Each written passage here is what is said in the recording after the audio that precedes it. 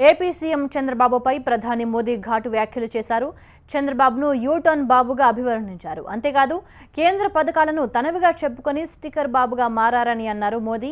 ఈసారి ఎన్నికల్లో చంద్రబాబు బంధువులు ఆయన ద్వారా లబ్ధి పొందిన వారే పోటీ చేస్తున్నారని ఆరోపించారు.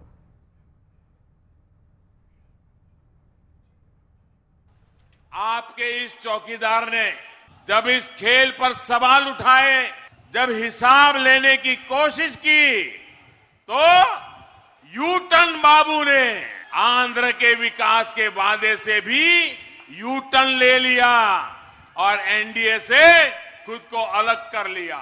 ये यूटर्न बाबू ने ऐसे दोस्तों को ढूंढा है जो बैलगाड़ी पर चलते हैं।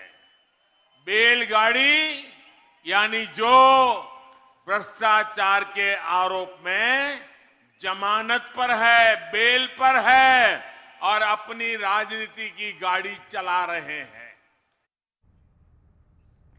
సన్ రైజ్ ఏపీ అంటూ మోదీ చేసిన వ్యాఖ్యలకు కౌంటర్ ఇచ్చారు చంద్రబాబు. బిడ్డలు లేని మోదీ మాకెందుకు శాపనార్థాలు పెడుతున్నారో చెప్పాలన్నారు. యుద్ధం హుందాగా ఉండాలని, అది మోదీలో కనిపించడం లేదని మండిపడ్డారు చంద్రబాబు. నరేంద్ర మోడీ గారు మీకు కొడుకులు లేరు కదా, కూతురు లేరు కదా, ఎందుకు శాపనార్థాలు పెడతారు మా మీద? సమర్థులుంటే మీకేం బాధ? ఎందుకు ఈ సెటైర్లు నేను అడుగుతున్నా. కొడుకులు లేరు, కూతురు లేరు, మెషిన్ మారిగా పనిచేస్తారు. ఇంకొక మాట ముందు పోతే నేను గర్వపడుతున్నా. నాకు ఒక భార్య, ఒక కొడుకు, ఒక కోడలు, ఒక మనవడు కూడా ఉన్నాడు. తమ్ముళ్ళు ఎందుకు ఈ శాపనార్థాలు? అదే నేను చెప్పేది. ఇవి చూసే తమ్ముళ్ళు మీకు బాధ అనిపించదు. యుద్ధం బిలో ది బెల్టే కదా, యుద్ధం హుందాగా ఉండాలి కదా. హుందాగా తప్పినప్పుడు మనం కూడా పెద్ద హై లెవెల్లో ఉంటే వాళ్ళకి అర్థం కాదు.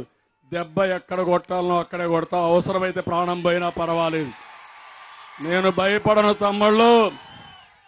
తిరుపతిలో 24 బాంబులు నా మీద వేశారు. ఆ రోజే నేను భయపడలా.